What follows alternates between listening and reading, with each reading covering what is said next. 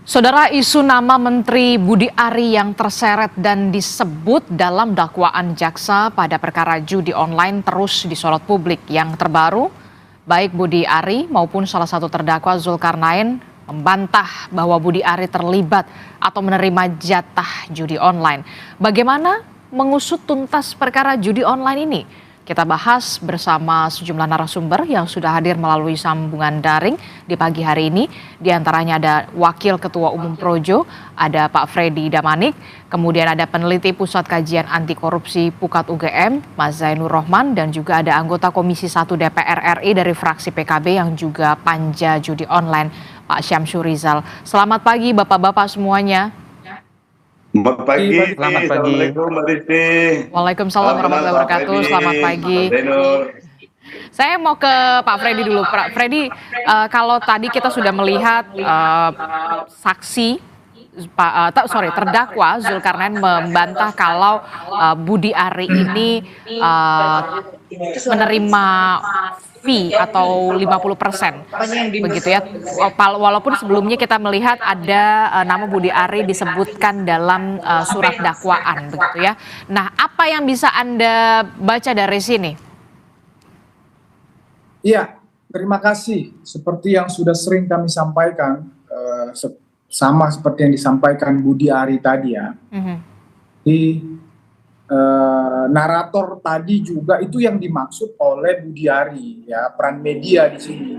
Termasuk narator tadi menyebutkan jaksa menyebutkan Budi Ari menerima jatah. Padahal tidak pernah jaksa menyebutkan itu. Tidak pernah atau tidak ada di dalam dakwaan seperti itu. Ya, tidak ada. Yang ada di dalam dakwaan, mereka 4 terdakwa itu bertemu, kemudian mereka sepakat sendiri menulis jatah-jatah itu.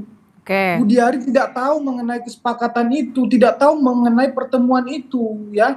Kemudian tidak pernah menerima dana. Nah, kalau ya ada satu pun saksi, ada fakta lain atau ada bukti lain, sudah pasti ada di dalam dakwaan itu. Ya, termasuk di dalam persidangan kemarin. Kalau ada yang mengindikasikan itu, ya sekalian nih saya mengklarifikasi juga ya untuk Prof Mahfud ini. Saya bukan pansos ini Prof, tapi ini penting, bukan hanya bicara tentang kebenaran, tapi ini bicara tentang fakta persidangan, fakta hukum. Ya, Prof mengatakan di media berdasarkan rumor, walaupun Prof bilang rumor, tapi udah menjadi fitnah. Berdasarkan rumor, Prof bilang ya di polisi sudah tersebar bahwa ya tempatnya sudah ada, jumlahnya ada, videonya ada. Ini kan, membangun narasi yang sangat buruk ini ya. Oke, jadi Anda menilai ada yang mencoba untuk sengaja menyudutkan Ketua Umum Projo Budi Ari atau seperti apa? Atau upaya penyerangan? Begini, tadi Budi Ari sudah bilang ya, jadi peran media sangat besar. Saya yakin Prof Mahfud belum baca itu dakwaan, cuman ngambil dari berita, ya judul berita saja, begitu loh. Jadi memang peran media memang penting di dalam memberikan informasi yang utuh. Jangan ada lagi judul-judul Budi Ari dugaan menerima dana dari judol. Jangan ada yang seperti itu. Tidak pernah ada di dakwaan seperti itu. Ya, kalau dari berkas penyidikan ada seperti itu, pasti sudah naik di dakwaan keterangan-keterangan itu. Maka dari itu kemudian sekali lagi kami jelaskan, tidak ada fakta, tidak ada saksi, tidak ada bukti yang mengarahkan ya pernyataan mereka itu yang tentang jatah itu. Jadi itu hanya omon-omon mereka saja, hanya kesepakatan mereka saja di luar sepengetahuan Budi Ari. Demikian. Oke, jadi ini Anda menilai ada dugaan persekongkolan di antara para terdakwa ini, termasuk juga soal bisa keterangan palsu. Kalau keterangan palsu itu bisa kita uji lagi, tapi ya yang mau saya katakan adalah berdasarkan dakwaan itu mereka ketemu kemudian membuat jatah-jatah porsi itu. Nah, itulah hasil pertemuan mereka. Ya hanya sampai di situ. Bisa jadi mereka si Zulkarnain ini mencatut nama menteri, ya kemudian mengambil keuntungan dari situ karena di dakwaan ada juga bahwa jatah yang 50% itu diterima sama dia, diambil sama dia. Nah kemudian ya ini kan dari hasil penangkapan, dari hasil penggeledahan misalnya, itu kan bisa dibuktikan. Itu kan angkanya semua jelas. Nah kalau misalnya barang bukti tertangkap jumlahnya misalnya sekian puluh miliar, dihitung, di total, loh benar ada duitnya sama dia, kan begitu. Nah itu kan sudah jelas di dakwaan, tetapi Budiari sama sekali tidak ada yang mengindikasikan itu, tidak ada bukti fakta sama sekali, tidak ada saksi. Demikian. Maka dari itu kemudian Budiari juga siap ketika memang nanti ada panggilan untuk memberikan kesaksian dan juga keterangan di muka persidangan kalau memang akan ada pemanggilan itu ya. Iya. Seperti kata Kapus Penkum ya, kalau memang dibutuhkan untuk keterangan itu, Budiari sangat siap. Mau seperti pakar hukum tadi mau dikonfrontir atau apapun namanya silakan, sangat siap Budiari untuk hal itu. Oke, supaya semuanya jadi terang benderang dan juga clean and clear begitu ya, Pak Freddy ya. Saya ke Mas Zainur Rohman dulu. Mas Zainur Rohman, dari kacamata Anda melihatnya seperti apa dari kasus ini sendiri? Apa yang bisa dilakukan oleh majelis hakim dalam persidangan selanjutnya dalam pembuktian begitu ya? Kalaupun ini memang harus secara terang benderang, clean and clear begitu dalam pembuktian, ada atau tidaknya sebenarnya? Ya, judi online ini kan sangat merugikan rakyat ya. Menurut PPATK 1 tahun jumlah transaksinya 600 triliun. Betul. Maka ini sudah menjadi penyakit yang harus diberantas. Oleh karena itu persidangan ini harus bisa mengungkap dengan terang semua pihak yang terlibat. Baik itu sebagai para bandar judol maupun dalam konteks persidangan saat ini adalah pihak-pihak yang membackingi, yaitu para pegawai di Kominfo waktu itu dan juga kontraktornya yang kemudian mereka seharusnya melakukan pemberantasan tetapi kemudian melindungi website-website judi online yang bersedia membayar sejumlah uang. Nah, yang menjadi perdebatan ini kan ketika di dalam dakwaan itu memang disebut nama Budiari itu disebut. Yang saya ingin jelaskan pertama adalah agar masyarakat paham, dakwaan itu disusun dari mana? Dakwaan itu materi utamanya disusun dari BAP yang dilakukan oleh penyidik. Siapa penyidiknya dalam kasus ini? Penyidiknya adalah penyidik Polri. Jadi penyidik Polri memeriksa tersangka, memeriksa saksi-saksi, memeriksa alat-alat bukti lain termasuk surat, barang bukti, kemudian memasukkannya ke dalam BAP. BAP itu diserahkan kepada jaksa beserta dengan para tersangkanya. Nah, ketika memeriksa tersangka ini, kemudian jaksa juga melakukan pemeriksaan ulang, pemeriksaan tambahan. Setelah itu kemudian berbekal dari BAP dan pemeriksaan terhadap para tersangka, jaksa membuat dakwaan. Kemudian itu oleh jaksa penuntut umum dibacakan di depan ruang sidang ketika persidangan pertama kali itu. Nah, di dalam dakwaan terhadap Zulkarnain ini betul disebutkan nama Budi Aris Setiadi dalam berbagai konteks. Antara lain yang pertama misalnya memerintahkan Zulkarnain untuk mencari orang yang mampu untuk crawling data situs judi online. Nah, sebenarnya di situ ada nama Adi Kismanto kan. Nah, Adi Kismanto ini sebenarnya tidak memenuhi syarat sebagai tenaga ahli di Kominfo karena persoalan administratif. Tetapi kemudian akhirnya diloloskan. Nah, kemudian mereka para pegawai di internal Kominfo dengan juga para tenaga ahlinya melakukan pengumpulan data judi online websitenya. Kemudian yang kemudian dilakukan adalah mereka ada komunikasi dengan bandar judi online, pemilik websitenya. Kemudian akhirnya ketemu satu kesepakatan untuk memberikan uang, sejumlah uang. Nah, sejumlah uang itu jumlahnya miliaran, sangat besar. Kemudian ya penyidik menemukan ada satu dokumen berupa rincian pembagian uang. Ya, ini dalam konteks yang disusun oleh Alwin Jabarti Kemas ya. Di situ ada kode-kode, ada kode D, ini diduga adalah Deden Imaduddin, ada kode S, Syamsul Arifin, ada kode R, itu untuk Rahmada, ada kode PM. Nah, ini di dalam penyidikan, pendalaman dari penyidik ini adalah kode untuk Budi Aris Setiadi dan seterusnya, masih banyak kode-kode yang lain. Artinya ini mengalir di dalam pembagian ini memang dibagi-bagi. Dan inilah yang kemudian harus dibuktikan di persidangan. Betul. Apakah misalnya uangnya sampai atau tidak? Apakah misalnya benar atau tidak PM itu adalah Budi Aris Setiadi dan seterusnya, itu adalah materi yang harus dilakukan pendalaman. Ya, ada juga misalnya orang jual nama, ada gitu ya. Misalnya, oh saya minta bagian untuk Pak Menteri, tapi misalnya dikantongi sendiri bisa. Tapi bisa juga ternyata memang misalnya diberikan beneran. Oleh karena itu, apa yang harus dilakukan? Yang harus dilakukan adalah penyidik Polri tindak lanjuti. Ini masih banyak, Mbak.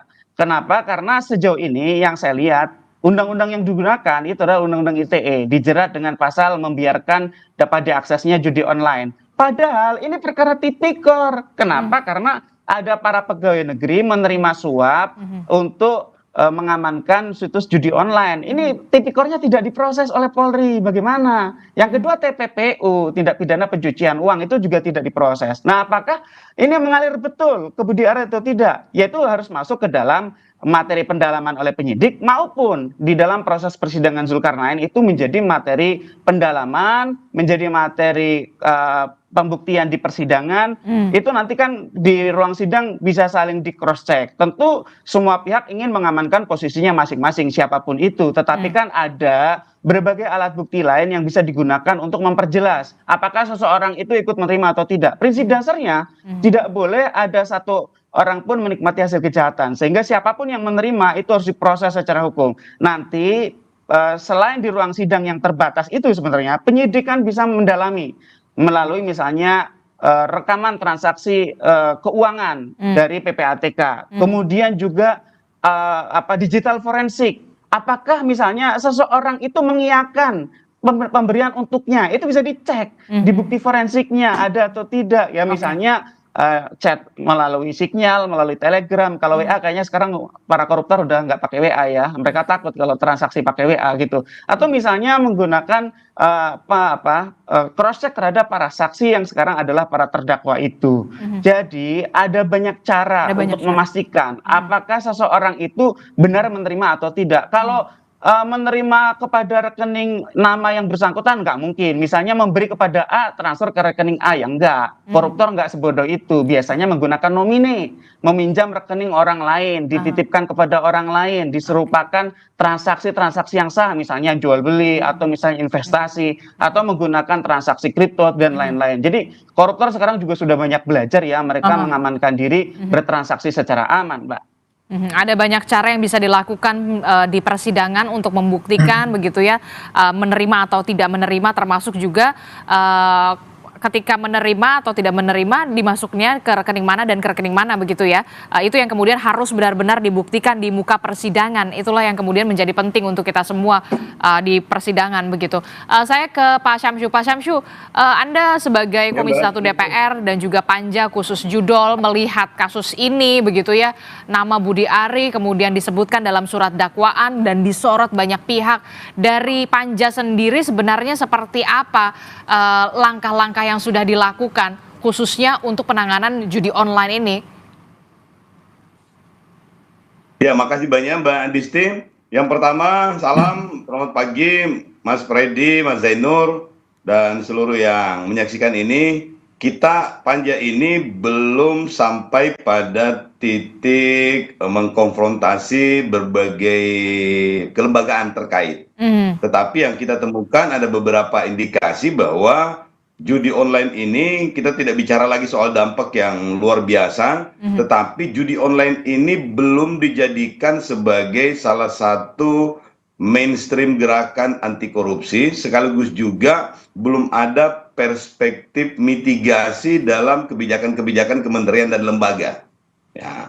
Kemudian yang terakhir yang kita temukan itu yang insya Allah akan kita jadikan bahan rapat pada pertemuan berikutnya itu adalah ada indikasi bahwa sudah mulai terjadi trial by the press terhadap seperti contoh Mas Budi Ari tadi disebutkan, sebelumnya juga dalam ulasan salah satu media menyebutkan ada salah satu ketua harian partai yang menjadi backing dari judi online ini.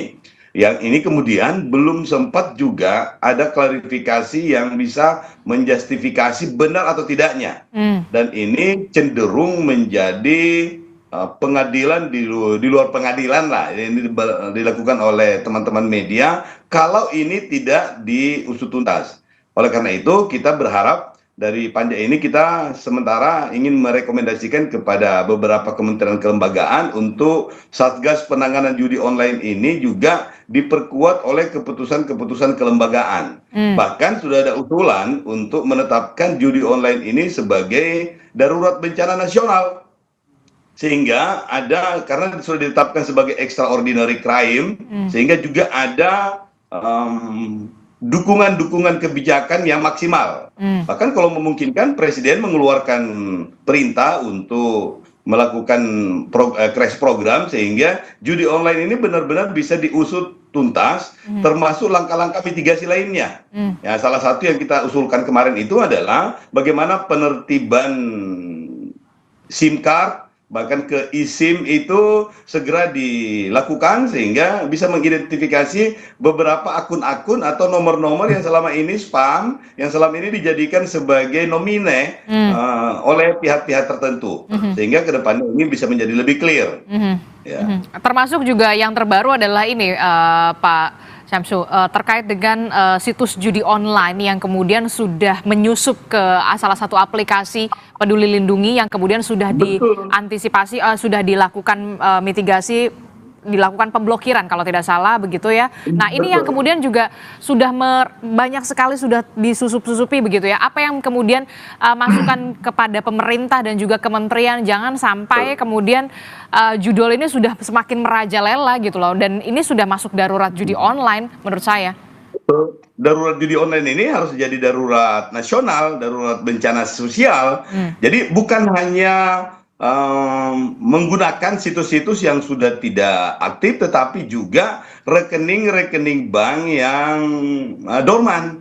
Jadi banyak sekali modus yang mereka lakukan yang memang kelihatannya mereka sudah mempersiapkan diri dengan segala infra dan suprastruktur yang mereka miliki, yang kadang-kadang kita ketinggalan 1-2 langkah di belakang, dan ini yang kita tidak bisa antisipasi kalau kita tidak menunjuk atau memiliki satu kebijakan secara nasional yang membuat teman-teman kepolisian, kejaksaan, teman-teman aktivis, teman-teman media itu punya ruang yang lebih luas untuk menunjukkan keberpihakannya kita untuk melindungi masyarakat. Jadi perspektif yang ketiga yang ingin kita lakukan itu adalah semua langkah yang kita lakukan itu bukan hanya ansih pada penanganannya, tetapi juga perspektifnya adalah perspektif mitigasi untuk perlindungan masyarakat. Karena kalau dari data-data PPATK itu bukan hanya sekadar 600 triliun, tetapi bisa sudah tembus di angka kuadriliun, sudah lebih dari 1.000 triliun. Dan itu juga menyasar bukan hanya kalangan-kalangan profesional, kalangan-kalangan yang memiliki mindset yang sudah mapan lah, tetapi juga sampai pada anak-anak. Berbagai profesi, bahkan seorang ustadz, pendeta juga ternyata terlibat, baik disengaja maupun tidak disengaja. Dan ini memang sudah menjadi ancaman yang luar biasa, Mbak. Ini sudah jadi ancaman yang luar biasa karena sudah masuk. Satu lagi, Mbak, ini. Silakan singkat. Komdigi itu sudah men-take down itu kurang lebih 5,1, katanya sekarang sudah 5,3 juta situs. Mulai dari November sampai di awal Mei kemarin. 5,3 juta situs sudah ditutup. Tapi ternyata praktek judi online itu masih luar biasa. Berarti mereka mampu bermetamorfosa di situs-situs yang lainnya, atau mereka berkamuflase di situs-situs atau di media-media yang lain. Dan itu yang mesti diantisipasi. Mati satu tumbuh 10.000 begitu ya, bukan mati satu tumbuh 1.000. Itu yang kemudian harus benar-benar menjadi perhatian khusus dari pemerintah pusat begitu ya. Tidak hanya soal bagaimana siapa saja yang dalam tanda kutip begitu ya orang-orang yang membackingi, tapi juga usut tuntas sampai ke bandar judulnya, bandar besarnya begitu. Jangan sampai kemudian ada pengalihan begitulah. Apa yang bisa dilakukan oleh pemerintah pusat? Ini satu lagi, Mbak, yang terakhir, yang rekomendasi kita yang keempat itu. Kalau itu kemudian ada indikasi bahwa ternyata servernya atau situs-situsnya dikembalikan dari luar negara kita, maka kita mesti melakukan langkah-langkah diplomasi kenegaraan. sehingga Kementerian Luar Negeri ini bisa menjalin hubungan dengan kementerian atau dengan pemerintah di negara-negara yang terindikasi menjadi pusat dari server itu, sehingga kedepannya kita bisa melakukan langkah-langkah yang sifatnya internasional strategi, sehingga kedepannya sekali lagi kita bisa juga menginterupsi di beberapa praktek-praktek di negara lain yang berpengaruh terhadap praktek di Indonesia. Oke, apa yang bisa dilakukan oleh pemerintah pusat untuk bisa semakin memperketat, jangan sampai kemudian langkah-langkah dari situs judi online dan juga bandar judul ini masih bebas berkeliaran begitu ya? Apa yang harus dilakukan oleh pemerintah pusat? Tapi nanti kita akan bahas usai jeda, tetaplah bersama kami di Sapa Indonesia Pagi, kami akan segera kembali.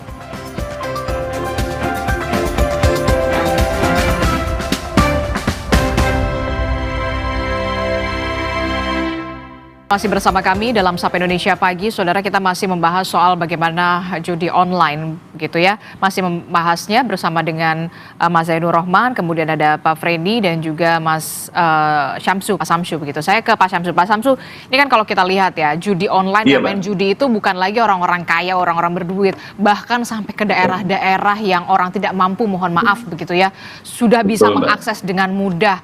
Anak-anak mirisnya hampir semua lini sudah bisa mengakses. Nah, ini jadi apa ya? Sebenarnya harusnya jadi perhatian khusus dari pemerintah pusat supaya kemudian akses ke orang-orang yang memang sebenarnya tidak bisa dicegah begitu ya, seperti anak-anak, kemudian orang-orang yang memang seharusnya memang tidak bermain judi online. Inilah yang kemudian harusnya ada upaya mitigasi yang lebih serius. Nah, kalau dari Panja sendiri seperti apa? Betul. Dari kita sudah insya Allah akan merekomendasikan, dan ini akan kita rapatkan sebenarnya, bahwa memang kalau sudah dikategorikan atau ditetapkan sebagai darurat bencana nasional, kemudian juga dimasukkan dalam extraordinary crime, maka praktek judi ini tidak hanya sekadar pada penegakan hukumnya saja, tetapi juga sudah sampai pada pencegahannya. Jadi sudah ada langkah-langkah mitigasinya, dan itu diperkuat dengan berbagai regulasi yang memungkinkan kementerian dan lembaga itu bisa melakukan langkah-langkah antisipatif. PPATK punya ruang ketika terindikasi misalnya ada rekening-rekening tertentu yang tiba-tiba dulunya rekening dorman, kemudian tiba-tiba transaksinya tiap hari banyak, itu sudah terindikasi, punya kewenangan untuk misalnya menutup sementara. Demikian juga dengan lembaga-lembaga lain yang terindikasi ada tempat yang menjadi penerima antara misalnya atau rekening cangkang misalnya, itu bisa punya kesempatan untuk breakdown, kemudian suspend terlebih dahulu misalnya, dan lain-lain. Semua kelembagaan itu. Kenapa? Karena yang menjadi bahaya ini bukan hanya sekadar bencana sosialnya, tetapi ini sudah sampai pada mereduksi kepercayaan publik terhadap penyelenggara negara, penyelenggara pemerintahan. Ya, contohnya tadi Pak Menteri, kemudian juga salah satu ketua harian, itu kalau dibiarkan mungkin besok-besok ada lagi yang seperti itu. Pasti rakyat akan bertanya, berarti hampir semua ada penyelenggara kita terlibat. Karena kalau Pak Budi Ari dianggap terlibat dan itu tidak clear, maka semua orang akan menganggap bahwa Pak Menteri beserta dengan seluruh lingkungan strategisnya, termasuk organisasi masanya, ormasnya. Demikian juga dengan ketua harian tadi. Dan mungkin besok-besok ada lagi yang disebut. Ada menteri, ada polisi, ada kejaksaan, atau ada yang membekingi dan lain-lain. Jangan dibiarkan publik kemudian menganggap bahwa mereka-mereka itu sudah hampir pasti terlibat. Itu tadi saya katakan, bisa cenderung terjadi trial by the press, dan itu sangat berbahaya untuk membangun kepercayaan publik terhadap penyelenggara pemerintahan dan aktivitas-aktivitas yang lain. Oleh karena itu memang harus menjadi perhatian serius. Oleh karena itu kita sasaran utamanya adalah menetapkan masalah judi online ini sebagai extraordinary crime, kemudian juga menjadikan judi online ini sebagai darurat bencana nasional. Termasuk juga soal begini pertanyaannya, berani tidak sebenarnya pemerintah pusat begitu ya, benar-benar ambil alih, benar-benar berperan penting begitu, hands on terhadap bandar judi online ya begitu, tidak hanya sekedar hanya orang-orang yang mengelola dan segala macam, tapi bandar judi online-nya ya sekarang masih tersenyum lebar tampaknya. Betul, Mbak, dan itu memang intelektual dadarnya, karena kalau kita menggunakan undang-undang ITE, kemudian KUHP, sampai pada intelektual dadarnya, karena penyiapan kondisi atau infrastruktur terjadinya transmisi atau penyebar luasan. Berarti semuanya yang terkait dengan aktor intelektualnya pun juga bisa mendapatkan tanda kutip ya pidana atau perlakuan negara, sehingga kita juga ingin supaya ini menjadi keseriusan bersama. Makanya solusinya adalah penetapan darurat bencana nasional atau dijadikan sebagai extraordinary crime, sehingga perangkat hukum yang lain itu juga bisa berfungsi dengan baik. Ya. Oke, Demikian, baik. Mbak Rizky. Baik, terima Ya. kasih untuk Pak Syamsu Terima kasih, Mbak. Ya. Rizal, selaku Mas, juga Panja ya. Khusus Judi Online Komisi 1 DPR RI telah bergabung bersama kami. Terima kasih untuk waktunya. Kami melanjutkan kembali bersama dengan Mas Zainur Rohman dan juga Pak Freddy begitu ya. Nah, kalau begitu penting sekali untuk mengusut secara tuntas, secara terang benderang, termasuk juga soal pembuktian di persidangan. Ketika memang Pak Budi Ari kemudian dimintai keterangannya sebagai saksi di persidangan begitu ya Pak Freddy ya, untuk bisa benar-benar mengkelirkan juga begitu Pak Freddy. Ya, ya. Jadi kita sepakat sekali apa yang disampaikan tadi Pak Syamsu Rizal tadi tentang hal-hal yang sangat urgent, sangat darurat untuk pemberantasan judi online ini ya. Kita sepakat, dan itulah sebetulnya yang dilakukan Budi Ari ketika dia jadi Menkominfo ya. Kalau menurut kami justru Budi Ari lah yang sampai sekarang yang sangat layak dijadikan pahlawan pemberantasan judol. Apa namanya, semua jejak digitalnya sangat banyak tentang hal itu. Bahkan kami tadi disebut ormas kami ya, Projo, itu diperintahkan seluruh Indonesia ya untuk membuat apa namanya semacam banner-banner seluruh Indonesia berantas judol atau tolak literasi digital yang dilakukan untuk pemberantasan judol. Itu dilakukan Budi Ari, termasuk dalam hal tadi yang ada misalnya disebutkan tadi Mas Zainur Rohman di dakwaan ya, kan ada dua cuma perintah presiden kepada Budi Ari. Pertama berantas judol, yang kedua benahi BTS. Nah, itulah kepentingannya ketika dia punya waktu cuma 1 tahun 3 bulan, maka dimaksimalkanlah ya resources yang ada bagaimana untuk memberantas judol itu. Itulah kenapa dia hubungannya sama Tony. Tony punya orang si AK tadi itu yang mampu ya, dia ini hacker sangat muda yang mampu untuk memblokir ya, mengumpulkan dan memblokir sekian banyak situs-situs judi online. Itu cerita awalnya. Jadi Tony ini si AK ini mempresentasikan di hadapan Budi Ari dan seluruh pejabat Kominfo ya tentang alatnya tadi itu, tentang kemampuannya dia itu untuk memblokir ini. Nah, yang selama ini hanya 10.000, nah alat si AK ini dan kemampuan si AK ini mampu menjadi 50.000 sampai 100.000 per hari. Nah, itulah alasan kenapa dia direkrut. Kalau saya nggak salah dia bukan karena memang betul ya sebagai tenaga ahli memang tidak memenuhi syarat S1. Kemudian itu jadi pertanyaan juga soalnya kemudian bisa ada di dalam Kominfo itu gitu, walaupun tidak memenuhi syarat secara administratif. Iya, karena tidak memenuhi syarat secara administratif, kemudian oleh direktur yang kalau nggak salah direktur pengendalian ya, jadi dibuat skema lain.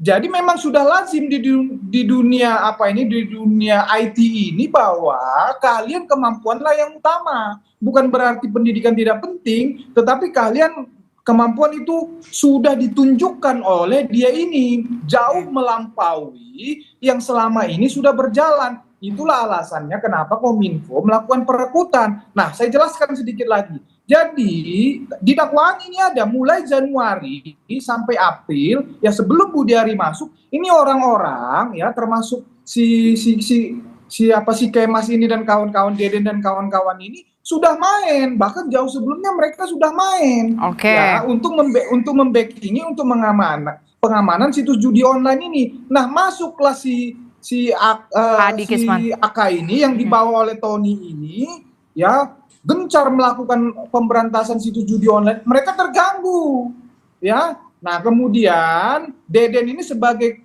ketua, ini di dakwaan ya, sebagai ketua pemberantasan ini terganggu. Mereka temuinlah si AK, tergoda si AK.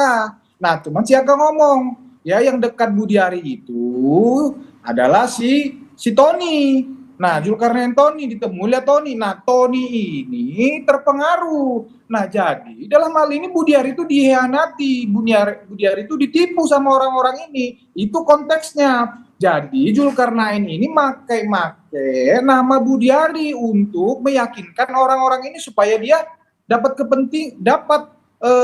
jatah katakan lebih banyak.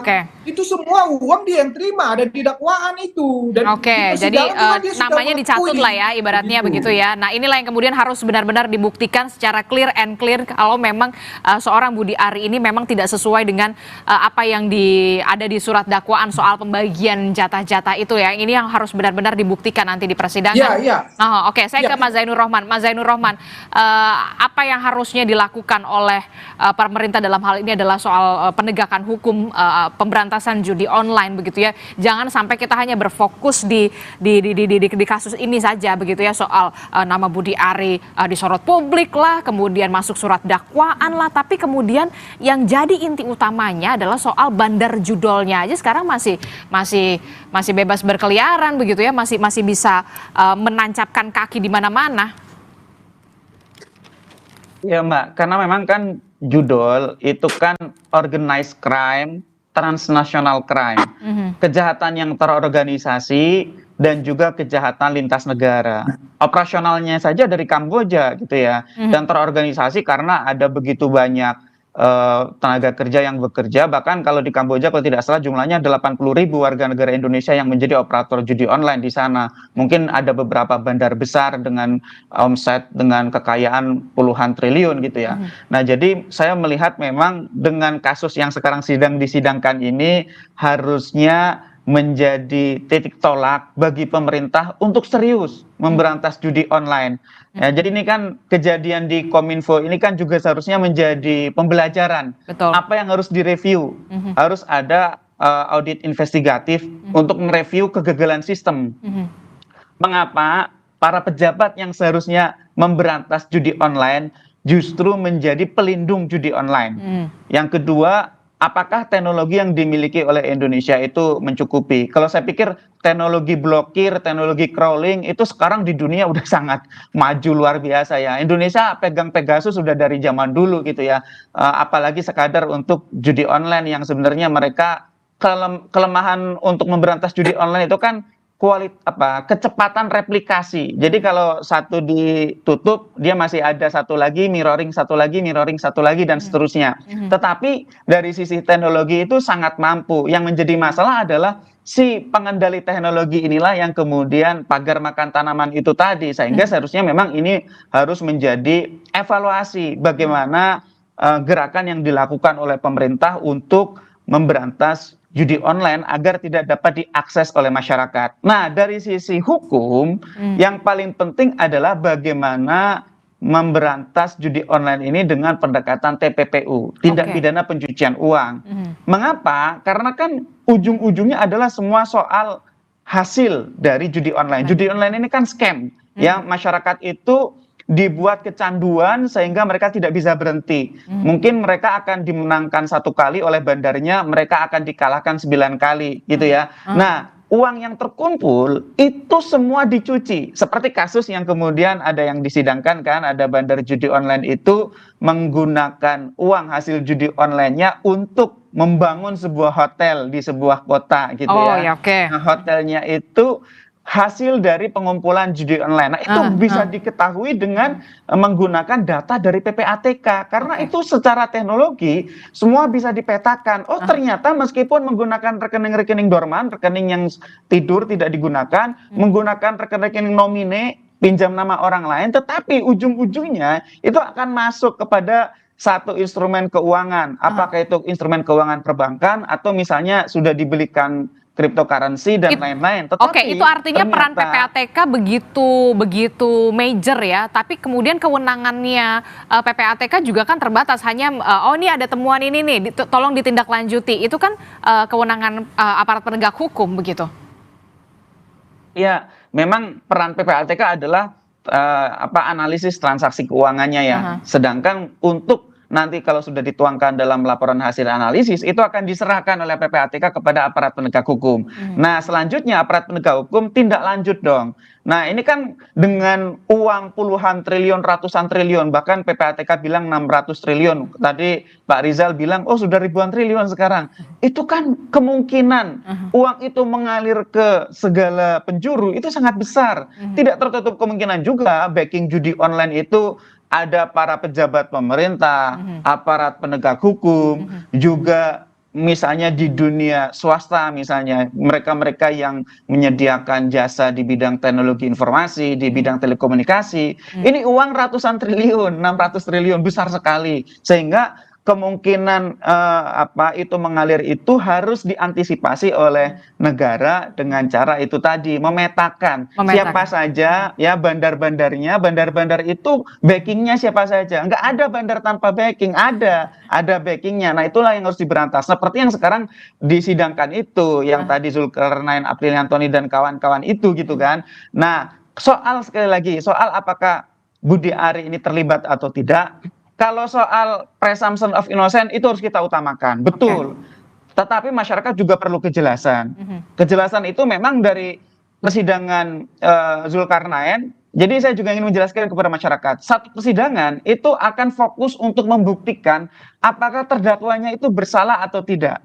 Sedangkan untuk pihak lain itu bukan merupakan fokus dari persidangan itu. Sehingga untuk menjawab apakah Budi Ari itu terlibat atau tidak, itu tidak bisa dibebankan sepenuhnya pada persidangan Zulkarnain. Zulkarnain itu persidangannya ya untuk Zulkarnain itu. Sehingga ini yang ditunggu adalah ya memang akan ada banyak informasi yang bisa di cross check di persidangan Zulkarnain, tetapi ini dikembalikan kepada penyidiknya. Penyidik kan punya pengetahuan apakah ini Zulkarnain jual nama atau memang ada aliran, dan penyidik itu dibekali dengan pelatihan, kemampuan yang mereka miliki. Mereka sudah berpengalaman puluhan tahun. Apakah seseorang itu hanya dijual namanya atau benar-benar menerima dengan yang tadi saya sebutkan itu. Akan diperiksa komunikasi digitalnya, akan diperiksa rekening-rekeningnya, akan diperiksa keterangan para saksi, akan diperiksa barang-barang bukti, akan diperiksa surat-surat gitu ya. Sehingga ya kita harus bersabar, masyarakat tidak boleh juga menuduh Pak Budi Ari tersangka aja belum, apalagi bersalah. Belum, sama sekali masih sangat jauh. Sehingga sekarang Pak Budi Ari statusnya dengan masyarakat lain sama, tidak ada status hukum apapun pada yang bersangkutan. Tetapi sekali lagi, masyarakat juga perlu kepastian dari aparat penegak hukum. Oleh karena itu, yang menjadi pertanyaan masyarakat sampai sekarang, apa tindakan dari penyidik, termasuk kalau kami mempertanyakan, ini clear. Sampai sekarang pasal yang digunakan, Mbak, itu adalah pasal Undang-Undang ITE, membuat dapat diaksesnya judi online secara digital gitu ya. Kenapa tidak pakai pasal tipikor? Zulkarnain itu kan mendapatkan pembayaran dari pemerintah. Itu kalau menurut Undang-Undang 3199 Junto 2021, Zulkarnain adalah pegawai negeri. Itu harusnya dijeratnya pakai pasal tipikor. Apalagi seperti Denden Imaduddin Soleh dan kawan-kawan, Mbak. Ini termasuk juga masuk ke penyalahgunaan wewenang ya. Termasuk juga ke penyalahgunaan kewenangan ya. Betul. Yang paling jelas suap. Oke, baik. Nanti kita akan lihat bagaimana kasus ini terus bergulir, termasuk juga soal sidang pembuktian yang sangat amat ditunggu oleh publik. Terima kasih Mas Zainur Rohman dari Pukat UGM, kemudian ada Pak Freddy juga dari Projo. Terima kasih Bapak-Bapak telah bergabung bersama kami. Selamat pagi, sehat selalu. Assalamualaikum. Waalaikumsalam, terima kasih.